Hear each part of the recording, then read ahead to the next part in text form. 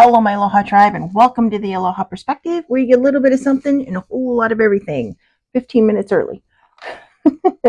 Happy Wednesday. It is hump day. Hump day, hump day, hump day. I will not be doing a show tomorrow, just off the bat. I wanted to let everyone know that. Dad and I are having a Lord of the Rings day, and we're starting at 7 o'clock. And yeah, going on live super early, not going to happen. Well, I guess it's not super early. I usually get up early anyway, but I figured, tomorrow will be break day. Let you think about whatever today's message is, because I still have to go over it with you. And then we'll come back Friday. We'll tie up this part of it. And then Monday, we'll wrap up shadow work. All right. Unless I come up with something else over the weekend. So this will give you time to process. You like how I'm just working it out for you. So, anyways, oh gosh, it goes my nose again. So sorry. Anyway, day 6, how to do shadow work. Now, there's a lot of different ways you can do shadow work. This is just the way that they're, recommending it on, Psychology Today. And then the other article that was the original article that the Psychology Today based their article on, that I will be posting at the end of this in the comments on Facebook. So, I have broken this down into 2 days, and because there's like 4 things, and it can be, shadow work, like I said, can be really kind of diving into the uncomfortable. So I didn't want to overwhelm everybody. So let's see. Specific techniques and tools may vary, but there's a simple framework describing the process. Number 1, recognizing shadow aspects. First, notice certain repeating behaviors in your life. Number 2, labeling shadow aspects. Once you can recognize those patterns, try to backtrack and identify what's really happening or what kinds of things bring out these parts of you. So we talked about this a little bit yesterday. This is basically when you're knee-jerking or your triggers. Now, this isn't just that though, right? Because yesterday, we talked about how the shadow self is light and dark. So there might be really good aspects of your shadow side that you're not tapping into. And but recognizing the shadow aspects, and I might be wrong, but I really kind of think that that this is tapping into the part of us that does knee jerk and that does have those triggering moments. So we're going to try to break these down. Okay, so when I say we, I mean us. I know I'm the one talking, but you're the one doing the work along with me. So let's see. Number 1, recognizing shadow aspects. First, notice certain repeating behaviors in your life.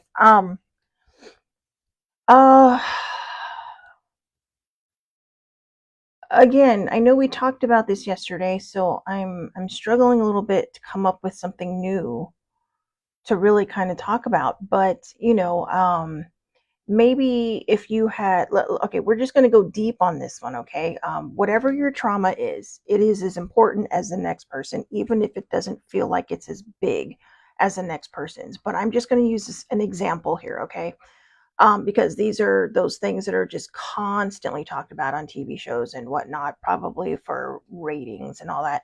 But childhood trauma. Okay, if you have had childhood trauma in your life, or whatever your trauma might have been, think about if a show comes on, right? Like maybe you're just watching TV, you're not paying attention, maybe you're doing, maybe you're working, or maybe you're just doing whatever, cleaning, whatever it is. And all of a sudden you hear something, like the TV just changes into, say, a talk show, and it's on a topic that really touches home for you. And all of a sudden you just kind of feel yourself either starting to shut down or buckle a little, or even kind of trigger, like just kind of like, and then you can't get to the remote fast enough to change the channel. That's kind of what we're talking about. Those are the patterns and behaviors. It's, first notice certain repeating behaviors in your life. I had, the reason I use that example is because that used to happen to me. Like, sibling loves her talk shows. And, I'd either come home from work or I'd come downstairs, and it's like, oh God, it's like, no. And she's like, oh, do you want to watch this? And I'd sit there for a second, like, yeah. And then they'd start in on their subject. Like, no, I'm out. I'm out. And because I couldn't. But after my shadow healing and after the intensive therapy, I noticed that it got easier because I was healing this side of myself. It wasn't something I was ignoring anymore. Um, Yesterday I talked about how when we push things down, they tend to come back up. Those are repeating behaviors. Maybe you're having a bad day and you're not sure how to handle it because you got all this ucky stuff, right? Just already inside of you. And then you're about to tip that scale in the wrong direction. And someone might just come in and, maybe even just make a blase comment that you just happen in that moment to take the wrong way, and you take it personally. And then all of a sudden, you can't explode, right? Because maybe you're at work, or maybe you don't want to yell at someone, or maybe you're at home and you do yell at someone.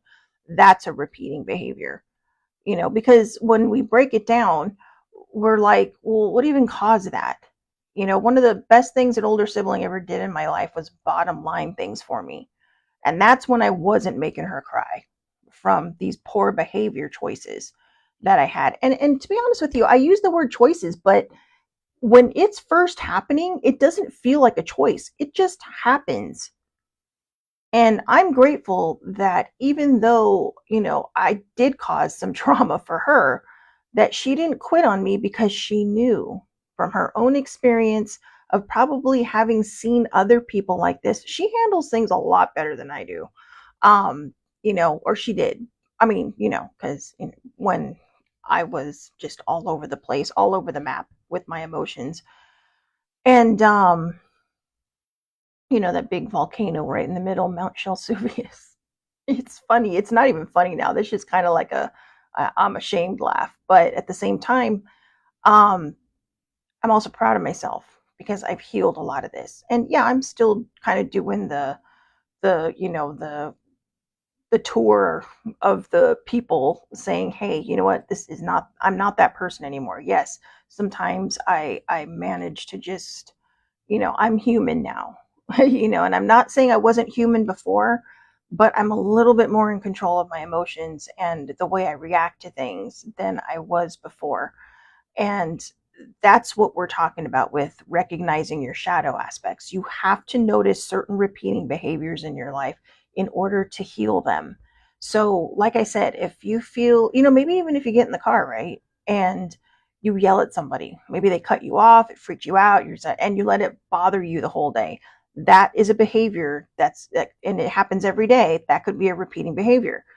Whereas if you just got in the car and you just kind of like, oh my God, okay, well, I'm fine. Just, and then you start singing back to the music or whatever it is you do in the car. I have concerts sometimes in my car. So I know, but, so those are the repeating patterns that we have to watch for.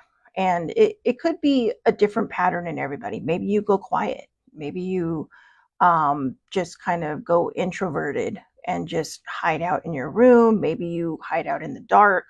Maybe you watch sad movies, or, and there's nothing wrong with watching movies. Sometimes I'll watch sad movies just because I know I need a good soul cry. But they're also very hard because you're going to cry, and you're just like, sibling sent me something last night, right before I went to bed. And it was the saddest thing ever. It was like a good thing, but a sad thing. It's just like, really? Right before bed? And it's just like, so I called her and I said, that was the saddest thing I have ever seen in a while. And she's like, oh, but it's, I know, sidetracking, but these are the things that, if we have a consistent pattern, then something probably needs to be healed. Now, whether you've struggled with trauma in your life or not, the shadow is still there. The shadow aspects, light and dark, are still there, because we, even if you haven't, you know um lived through anything horrifying, losing a job, losing a relationship, just maybe you're a kid and your parents up and move you. These are the kind of things that can, upend kids or people. And I'm referring to myself because my parents decided, hey, we're going to move, and didn't really tell me. They just told me when we were moving that we're moving. And it's kind of like, and I was a shy kid growing up. I was very introverted because of the stuff I'd been through, and I really struggled in my second year of high school. I mean, it took me so long to make friends in my freshman year, and then all of a sudden I'm being up and moved. And, I really kind of shut down. I mean, my first year of high school, I spent the first 3 months in the library reading everything I could on the supernatural, which is how I kind of got into that. Because it was the only thing fascinating, along with just research books and stuff. I just read every lunch hour. I just went in the library, and I mean, to the point where the librarian knew my name. So, you know, and that was kind of a repeating behavior for me too, because there were people, hey, you want to come have lunch with us? No, I'm okay. Thanks. I do my library thing. And it was just because I was shy and I was afraid people wouldn't like me. And that's a repeating behavior pattern too. If someone invites you somewhere, someone's not going to invite you out of pity. Okay. Because, we live in the day and age now where if people don't want to hang out with you, they're not going to hang out with you, but they also might be shy. So, maybe you could be the person that says, hey, you want to hang out? And if they don't feel offended. Okay. Maybe, just say, well, if you change your mind. But, when we recognize these repeating behaviors in our life, we have to take control of them, and we have to find a way to heal them. Whether it's the TV show that comes on that you absolutely cannot stand watching, whether it's someone saying something to you that causes you to just, unintentionally and just kind of randomly, knee jerk, a really bad trigger, and just, or getting in the car and letting someone who can't drive, ruin your day. These are things that just sit in us because we tend to, in my personal opinion, we tend to take things personally. And it's not that, we purposely try to take things personally. It's just we are spending so much energy and so much time just kind of keeping this trauma or whatever, hidden, or this pain that we're struggling with, or that breakup, or that job loss. And, we don't want the world to think that we're not strong, right? So we try to hide this sadness, we try to hide this pain. And so we push it aside and we go quiet and we don't talk to people and we won't communicate how we're feeling to other people. And so because of that, we're hurting ourselves. And, when we internalize stuff too much, it can cause a lot of stress on your body. And by that, I mean, stress does a lot, right? My doctor tells me that I have to, just not stress as much for my heart. He's all, your heart's doing great, Shelley Marie, but, you got to make sure that you stay away from the caffeine. That has not been happening. And, try to keep yourself out of tense situations or do breathing. He just tells me stress is not good for me. Like if I want to stay healthy, don't stress. And that's been hard. So, that's one of the aspects that we really have to figure out how to heal. So just watch yourself, watch your behavior patterns, watch how it is you react to certain things. Um, Ask yourself, when you're reacting to something, is this me reacting to this because this person's being a dumbass? Or is it me reacting to this because even though this person's being a dumbass, I'm taking it super personally? Or maybe this person is just randomly saying something and I just automatically think they're talking about me. So, just you just take a moment, okay, before you knee jerk, before you trigger. If that show comes on and you don't like the subject matter, ask yourself, did I really heal? Or is this my shadow side saying, hey, we got a lot of work to do to heal because this is still bothering us? I can honestly tell you now that when these kind of shows come on, it doesn't really bother me anymore. It just bothers me from the standpoint that I feel empathy for the person, but on most days, I would say 9.5 times out of 10, I'm okay. And maybe I'm having a day when it comes on and just like, no, I can't deal with that today. So, it's something that you can choose to walk away from, but not out of fear, but just because it's like, yeah, you know what? I just don't want to deal with that today. So there is a way to heal these things. There is a way to get through them. Okay, and that is the shadow work. So number 2, labeling shadow aspects. Once you can recognize those patterns, try to backtrack and identify what's really happening or what kinds of things bring out these parts of you. I literally just talked about that and didn't even realize it. So I guess I did, because I had read it before and it just got stuck in my head. So again, yeah, once you're able to identify these patterns, like I said, just stop and take a beat. Okay, take a beat. Don't react. Don't sit there and go, wow, don't be your volcano and just explode onto everybody. Because most times people are, it's just an innocent comment, or it's just a show, it's just a TV show for ratings, or and you might feel offended by that. You might be like, really? But at the same time, these people are sharing their story, they're getting the help they need. And it's just a lot of different things. Okay, it's just a lot of different things.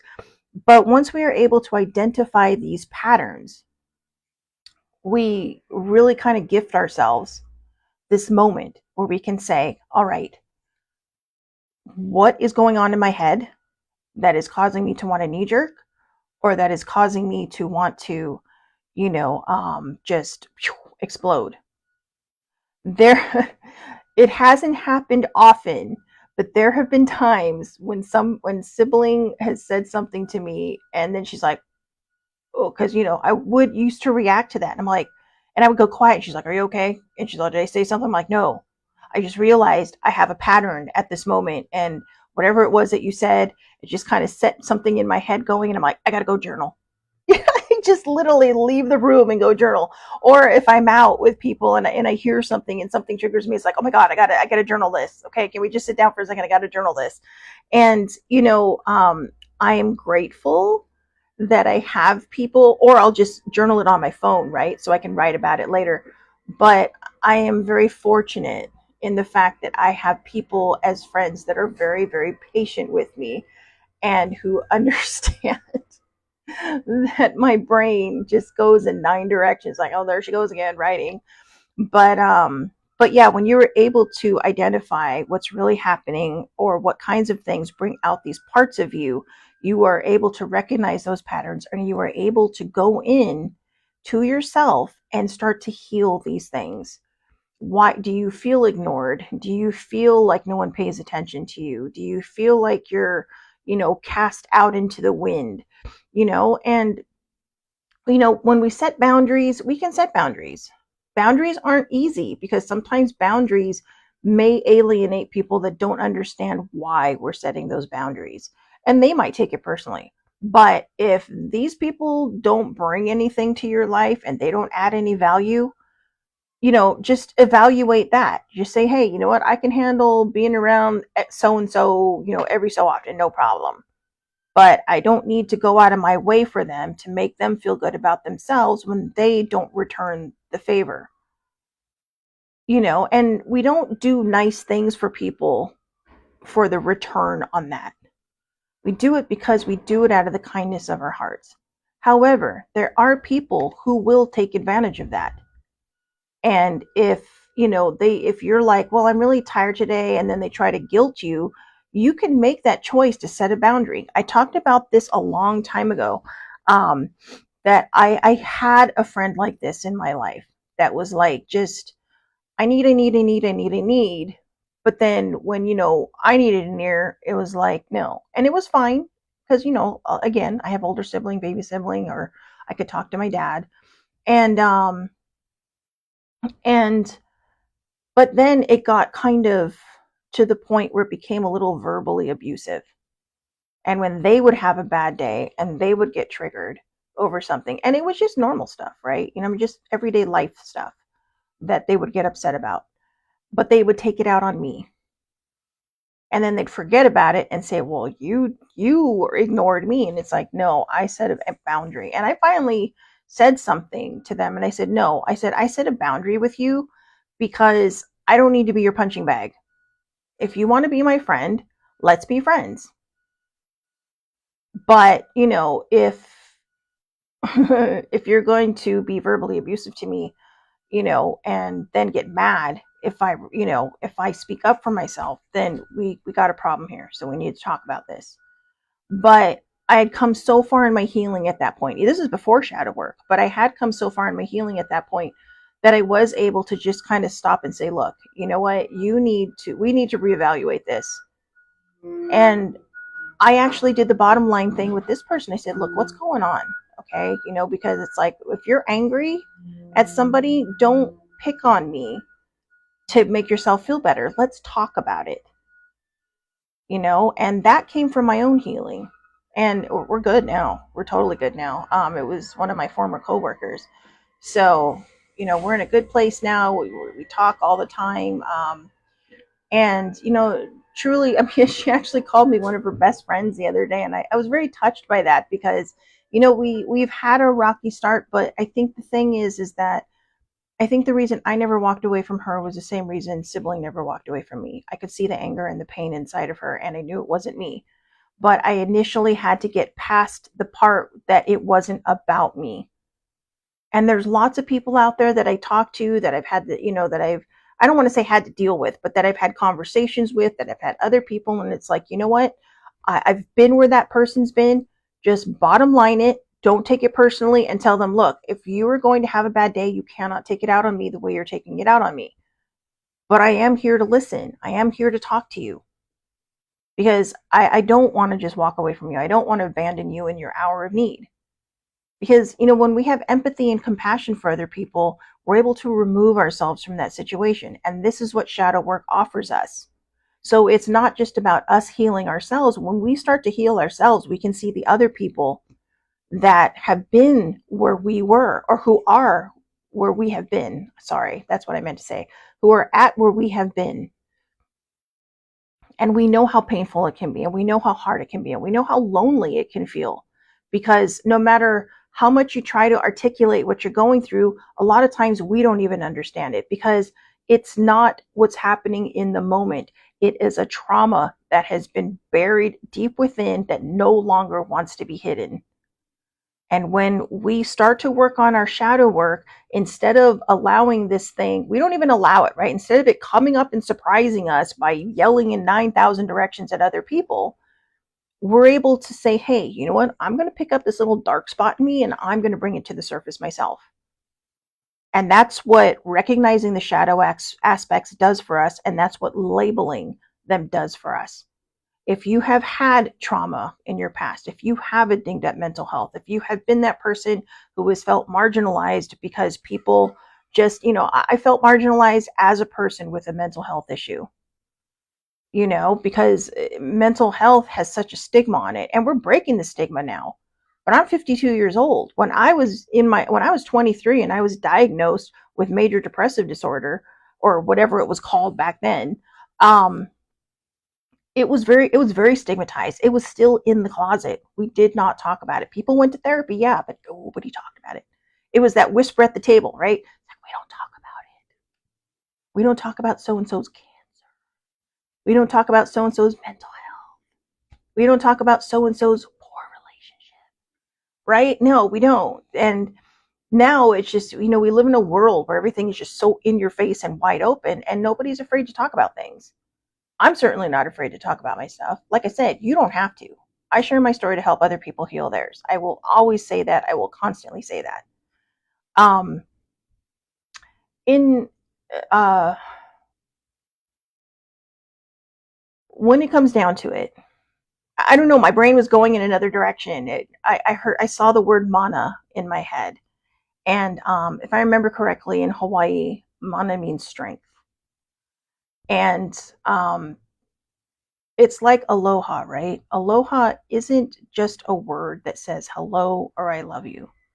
Aloha is a feeling, it's a way of living. Just like mana is a way of feeling and a way of living. And when we understand these things and we integrate them together, we realize that strength isn't just about, well, I'm tough, I can push this down. No, strength is facing it.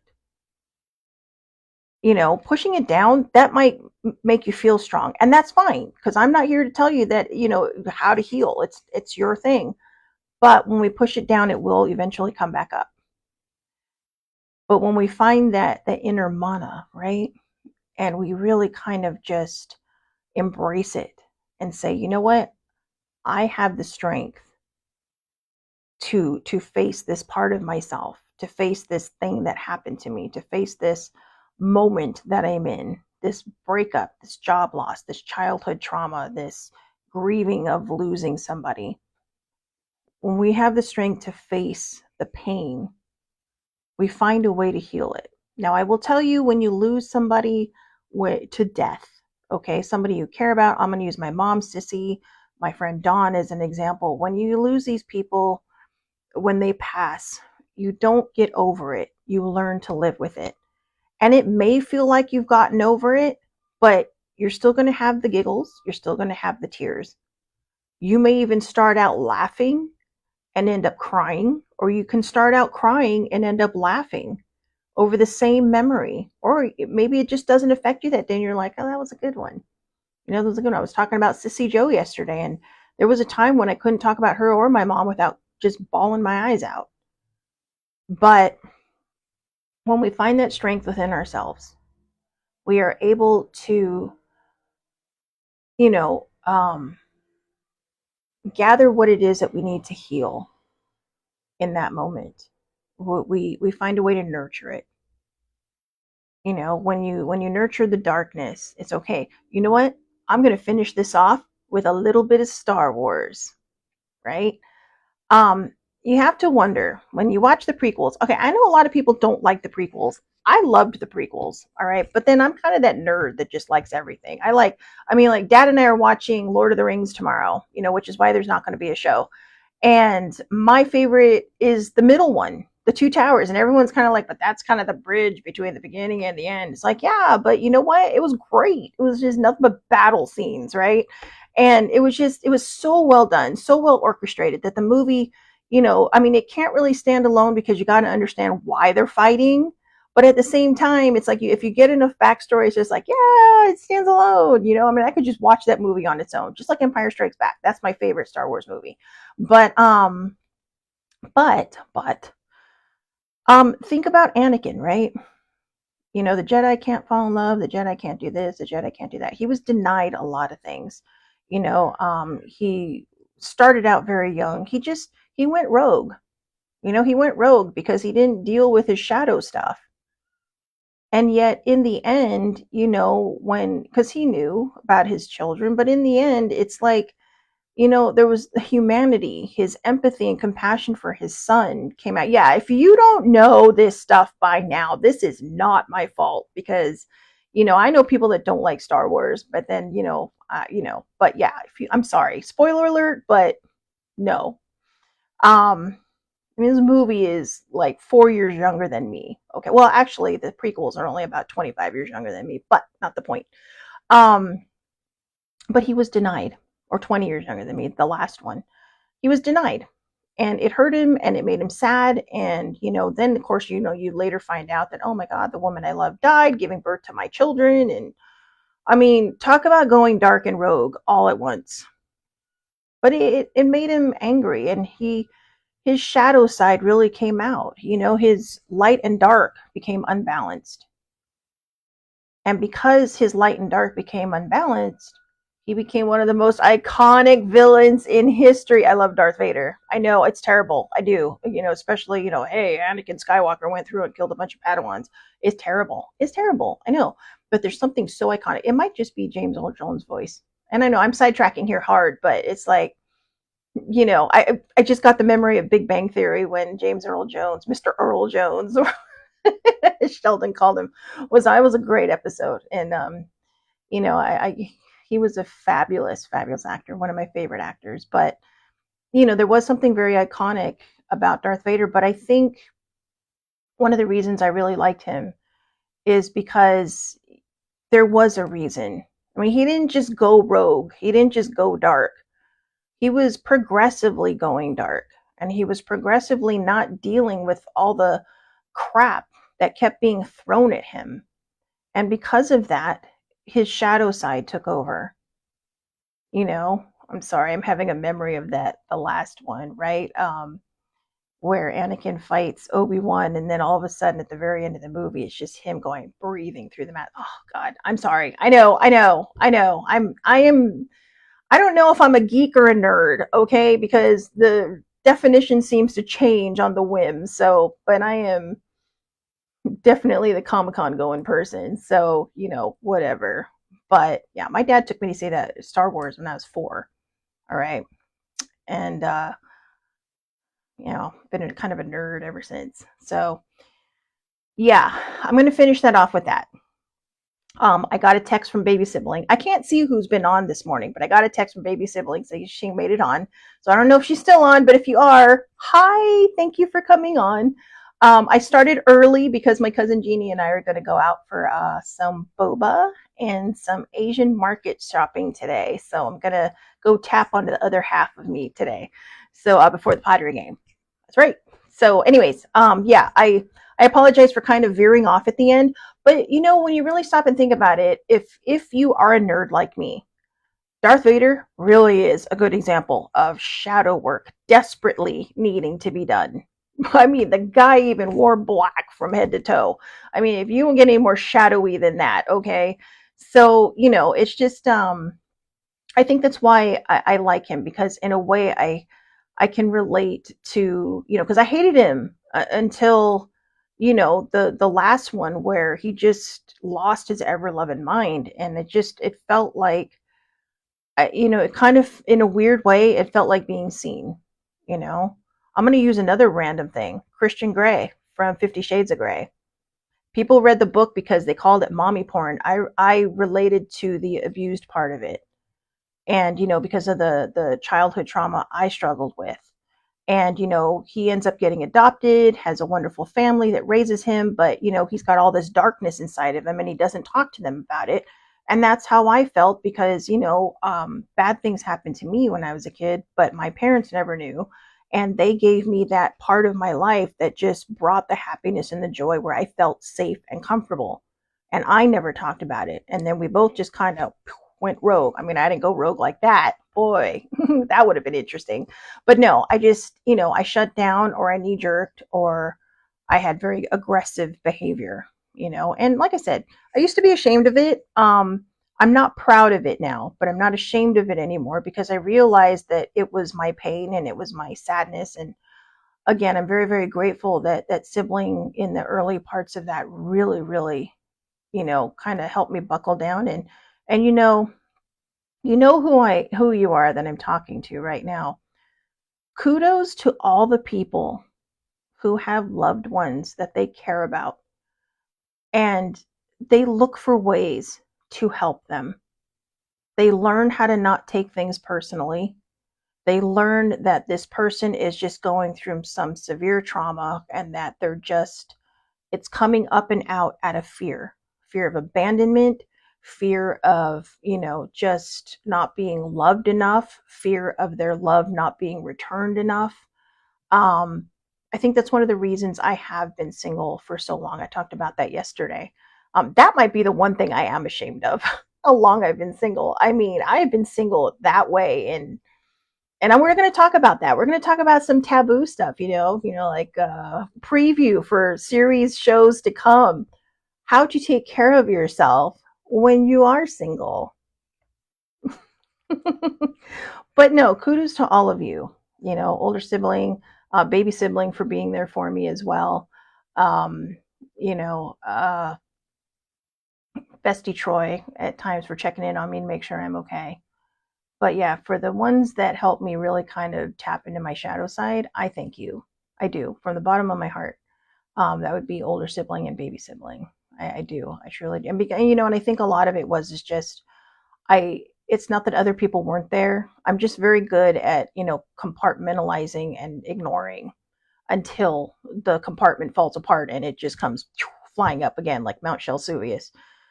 So, for all of you who are helping other people through trauma, who may not realize what they're doing at first, you know, and just kind of sitting there and holding space for them, on behalf of them, I thank you.